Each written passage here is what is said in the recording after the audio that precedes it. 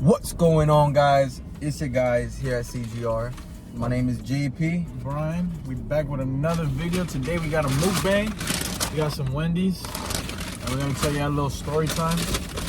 Basically, we're gonna tell you a story time about this. We have a white Acura in our fleet, and basically a renter crashed it and abandoned it. So basically, we're gonna tell you what happened, how we resolved the situation, and how you can prevent this from happening with your fleet. So he was in the beginning. This happened in the beginning of our business. Obviously, we're still learning at that time. So we still learning today. You know, we learn every day. So it's okay to still be learning, but you just learn from your experiences. But we had a lot of risk. We were bad at risk management at the time. So what happened was we never really met the renter. We did everything online, but when it was time to hand off the keys, we weren't there. Yeah, and it wasn't something that always happened, that we never met them. It was just this time we went to just go do something, you know what I'm saying? So we left the key in the key box for the guy. Yeah, the log box. So the guy said that he was there. He passed everything, like the license check. He signed the agreement. There was a red flag that I noticed after everything happened that I didn't notice at the time. But we'll get to it. Yeah. And then, but yeah, he passed everything. Like, the only thing that we weren't there, and to see the real, like, you know what I'm saying? Because what personally I think happened is it was a fake ID. That's what it was. It was a fake ID. So, and also, it was a fake ID. And on top of that, I think what you were going to say you didn't notice, or we noticed afterwards, that he paid with somebody else's card, right? Yeah. That's exactly what I was going to say. Like, usually the payment method has to match the ID. Exactly. You get what I'm saying? So it can be more secure. That's what we do now, obviously, but you got to make sure that payment method is the same as the license, as the name on the contract. Like, the person that's renting it is has to be the one paying. Yeah. That's like having a guy or a girl call up, pay for the car, and their boyfriend shows up. You know, we're not letting him leave with the car. No. So that's basically what happened. The person had the car perfectly fine until the last day that he was supposed to return. And on top of that, he messed the car up on my birthday, man. My birthday. And the car is like low-key, like, you technically kind of own like a piece of the car too. But so it's all good though. Yeah. But basically, the renter. One morning, I was just on my phone going about my day. I get a call on my phone, and it's like a cop.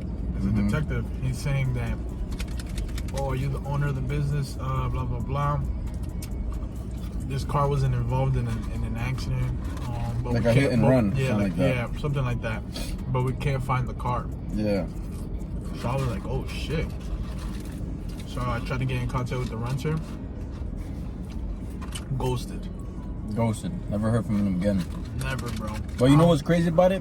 I don't know how they contacted him if the car's under my name. You know what I'm saying? I don't know how they figured out that we were renting it through CGR and found out who to contact. So this whole situation didn't make sense. And it still to this day does not make sense. Only thing that matters is that we got paid out for it. Yeah. It's the only thing that matters, but it's still, we never got the pieces, you know, to fully connect. Yeah, so basically, until the last day he was supposed to return the car. I hit him up to ask where he was, like, cause he was supposed to return the car. He didn't answer. The time passed. I get that call during the time that he was supposed to return it. So apparently he's been in a hit and run, whatever. And then I didn't call JP because JP was on his birthday weekend, so I didn't want to like mess it up or bother him or anything like that. So basically, I have a tracker on it. I noticed that it was in the parking lot for a really long time. It was there for like 3 hours. So I thought, like, oh, maybe he works there. Nah. I looked back at the tracker a couple times, and I people that always stay there. I think we went for like 24 hours, and it was there the whole 24 hours. That's when we knew, kind of, that was a little bit like kind of weird. So, we basically took the trip down to the Acura where the location was, and we know we're looking for it, and then that's when we see that it's actually crashed. When we first see, they parked it nice in the parking lot. They didn't leave it on the highway abandoned, thank God. They pulled up to a parking lot, and I guess they escaped on foot, but it was really only the front bumper. I think you guys could go on our IG and see the damages. We're fully transparent with you guys, so we're gonna be showing all our mistakes. It was only the bumper. Looked bad, but we knew it was a minor fix. Some of the rims. So basically what happened after that was we just hit up our insurance trying to get it all pieced together. We didn't have no police report, no nothing was made. There was nothing at all filed. So because there was a lot of people calling us about the situation, but when we called the police station and all that, like, none of their stories made sense. So we were like so confused on what to do. We told the cop if we could retrieve the car so we can just start filing through the insurance. Yeah. He said, yeah. We took the car, started filing through insurance. Boom, everything went good. Apparently he said, when I got the detective call, he said that he hit an officer. Like an officer car, like an officer car. Yeah. So, whatever. The detective started contacting you. I don't know if you know anything that whatever. So basically what happened was these detectives start calling me, and they're telling me, they're like, I'm thinking they're calling him now because he's a co-signer on that car. Yeah. So they were contacting him. So they're contacting me, and they're basically just trying to like prove that I wasn't the one driving. Yeah. But they didn't want to tell me exactly what happened. They just told me, I need you to come down to the office, right? To the station. To the station. So I'm like, okay, where are you located? And these guys would call me, and then when I tried to call them back, I wasn't able to call them. So I was just lost. I was waiting for them to call me. So they told me to pull up to the station, and I pull up to a station. I don't even know where they're at. I just pull up to a station. And then they finally call me back talking about, oh, where are you? We had the appointment. All right. I tell them, where you located at? They told me Trenton. Well, I'm right by New York. We're right by New York. We're 15 minutes away from the bridge. So Trenton is a drive. You know what I'm saying? That was like an hour and a half drive just to get to the office and talk to them about the situation and what happened. So basically they sit me down, and they're treating me as if I was the one driving the car that got into those hit and runs and stuff. So they basically just wanted to know the story. I had spoken to Brian about it, so whenever I texted him, he was on standby. Any questions I needed, I came with the contracts, everything to show that I wasn't the one driving. That's a big thing. If we didn't have those contracts, we would have been screwed. We would have been screwed. They would have put the blame on us, but they basically just told me everything that happened, that it was involved in a few hit and runs, and they was on a day chase. They was on the chase. Yeah, they were on a pursuit. Yeah. They were on a pursuit for maybe almost a whole day that they've been tracking them down, and they literally went from the Bronx to Brooklyn. They off Brooklyn, Staten Island, came to Jersey, and then they went all the way up to White Plains, and then they also went to Philadelphia. Yeah, they were everywhere. They ditched the car in White Plains. Their final route was White Plains, where they left the car, but they went everywhere. They ran up the tolls crazy, so that's something we gotta pay because, you know, that's our L. It's our L that we gotta take. And in this business, you're gonna take a few L's. So, but you can avoid these L's if you do everything the right way, which obviously we are doing it now. Taking the procedures to do it the right way now. For sure, and the best teacher's experience. So with experience, you're gonna be learning everything. But basically, they just told me what happened, and they just wanted to clear my name, make sure I wasn't the one driving.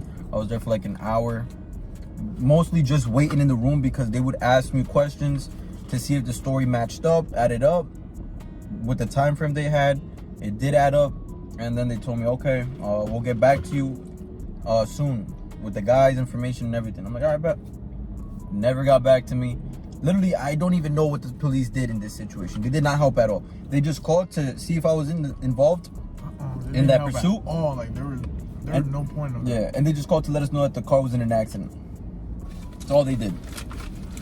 But basically, that little accident caused us, that car to go down for like 2 months. 2 months. 2 months waiting on the insurance. Yeah, because the insurance took too long. And tell them about the insurance, how they was playing with us. Oh yeah. We were with the insurance, and then everything was going good. We were like at the last step, like where he was supposed to send us the check. And at this moment, we're dealing with a girl. You know what I'm saying? And this girl, what she likes to do is she likes to tell you something, and then once you have a rebuttal against her, she just doesn't pick up the phone and answer you. You know what I'm saying? So it's like she's just ghosting Every you. day is another excuse. Oh, I'm in vacation. I'm in a meeting. I'm on lunch break. I'm on every single time. Or never even. I will get straight to her voicemail every time. But finally, I got through to her, and she was like, "Oh, we can't cover the car because we can't reach the renter." But in the beginning, when I submitted the claim, I told him that we can't reach the renter because, like we said, we think that the person that gave us the ID was a fake ID. So it was like a fake name, fake address, all that. So when we did it, that's basically what we had to go through, all that. And then so we thought the thing was fake. Then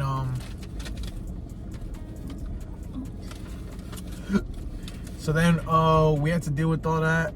She said that she didn't want to pay us because of that she couldn't reach the renter. So I told her, I was like, how are you gonna reach the renter if I couldn't physically reach them? And why would they answer if they caused that accident? They would just self-incriminate themselves. And he told him straight up, look, if I was a renter and I crashed that car, I wouldn't answer either. Why would you answer? Why would you want to take the blame? If you got away with a crime, like, that's kind of crazy to say, but if you did something and got away with it, why would you like go back and pick up the phone, incriminate yourself? Like, it doesn't make sense. So I told her that.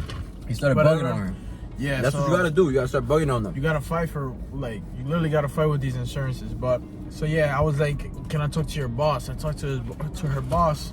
And he recorded the line. He make sure. Yeah, make sure to record the line. I told them that I was recording. And you have to make sure to let them know. Yeah, you have to be like, hey, the line's recorded. Same way they're doing it to you, you have to do it to them. So basically, I called the boss, blah, blah, blah. He was like, give her 1 week to try to reach the person. If she doesn't reach the person, then she would just send it through. And I was like, all right, you better hold your word to that. I have it recorded. Boom, comes a week. I call her. All of a sudden, she's in vacation. She's in vacation. She doesn't come back for like 2 weeks after that week. So I called. I was like, I need a new person. I basically explained them the case, gave them the claim number, all that. That guy sent the check in 5 minutes. Easy. Himself. He sent me the check. Boom. It took like a week for it to get to the mail. Yeah, like 5 business days to get to us. Once it got to us, we have a mechanic and basically dropped off the car. It took another couple days, like 4 days, and then we have the wheel was messed up, so we had to take it to the dealer. The dealer took a long time. The dealer took more time than what the repair took, and so we were just waiting for all that. And that's basically it. We basically got the car, the tire fixed, the car fixed. Right now, it's already rented. Literally had it for like 2 days. Then it went back out right after it was fixed. So thank God for that. But basically, to sum up the story, it's you gotta fight with these insurance people because they're gonna do everything they can. Yeah, exactly, to not pay you. And like Brian told them, he was like, "What do we pay you all this money for every month? There's multiple cars." Each. Exactly. And you're not gonna pay me for one of my accidents, you know? So we were literally going back and forth with them, telling them why the hell, because they was like, oh, we can't. At first, what she said, she was like, oh, if we can't reach the renter, we can't pay you. I was like, oh, really? Like, but I told you we can't reach them. Blah, blah, like blah. since the beginning. Yeah. So I was like, you can't give me that excuse. I told you once it's already time to pay, like it's literally the exact. She told me how much she was gonna pay me, and then the next day when she was actually gonna send it through, she came with that excuse, and then I was like, oh, okay, that's the game we playing. Yep. So then that's when we had to contact the bigger boss, obviously, because I was not dealing with her no more, not going through any more claims with her no more, because it's always a headache with her. And yeah, we actually got some money, paid the car off. Let's be transparent with them, you know. So to repair the car, it was $4,000, right? Yeah. 4 or 5, something like that. No, less than that. Less than that? It was like 3.5. 3.5. So we came up. It was 3.5. And the check was? And the check was, it was 9,700, but it was $1,000 deductible, which the renter had to pay, but we obviously can't get in contact with him. We took that hit, the $1,000 hit, so it was 8,700. Yeah. The repairs were 3,500. Then we paid him. Jacob. We paid Jacob, basically one of our partnerships, because that's his car. He's just a co-signer on the car. I just helped him get the car out. Exactly. One of our boys. We basically paid him for the months that it was down. So like the monthly payment, the insurance, all that, we just paid it for him. Then the rest, we just kept it. And then we used it towards the business and all that. So there's another way that you can get more money out of it that JP knows. I'm still learning a little bit about it. The diminished value. So we're gonna explain this later on, but I'll give you guys a summary of what it is. So say your vehicle was involved in an accident and the renter purchased supplementary insurance, right? So in this case, he did. So when the renter purchases supplementary insurance and he gets involved in an accident, our insurance is going to take the hit to fix the vehicle, to repair it. But once the vehicle is repaired, what you can do is either you can contact that at-fault person, their insurance, or you can contact the supplementary insurance and file a diminished value claim. So diminished value claim is if the car is $30,000 and after that accident it lost like $6,000 in value, they're supposed to pay you out those $6,000 that it lost in value, so you don't lose money on the car. So that's another play for you guys. We can go further in detail with it. Yeah. Definitely gonna let you know about all that. We're coming out with a course. Yes, sir. Coming out real soon. And it should be coming out at the end. We're in October, what day? Second. So it should kind of come out the end of this month, beginning of next month, in November. I don't know when this video is gonna drop. We have a couple videos lined up already. So when that course comes out, it's basically gonna teach you everything that you need to know, everything that comes with this car rental business. Everything. And you'll also have contact with us. So any questions you have that maybe we didn't get to fully explain in the course, you just let us know. We'll answer it for you. Any problems you run into, we're always gonna be there to help you guys. We're getting our experience up, you know what I'm saying? We're in the car rental, we're young, we're still learning. And we want you guys to also be able to do this and live a good life, you know? Because this isn't a job where you're forced to be somewhere every day. You just have to do tasks. You have to complete your tasks. Every single day. Every single day, and if you don't complete it, then you're slowing your money down. You know what I'm saying? But that's basically the story time. Make sure your contracts are in the right, proper. Make sure they sign them. Be careful for IDs. And the payment method, make sure they match so you don't have to deal with any of this. And try to be there when the renter comes to pick up the vehicle as well, so you can try to get a little vibe check off of them. Exactly, yep. And you can really know what they're really about. But yeah, that's basically one of the biggest mistakes we've made. Obviously we learned about that, and I guarantee that it's not gonna happen again. Never. Accident wise, I don't know. But accidents can happen whenever, but yeah, but for someone to play us like that, yeah, like just we're never getting played again. Like that, yeah, nah, it can't happen again. So we upped our security with everything, literally everything. Well, we'll get further into detail with how we up it in the course. Or we also do consultation calls. So if you don't want to buy the course and you just want to talk to us, we could give you some valuable information. Make sure to contact us through the consultation course. We could definitely help you out. Let's do it. Yes, sir. But all right, guys, thank you guys for tuning in. Make sure to follow, subscribe, and turn on the post notifications. And we'll see you in the next video. Yes, sir.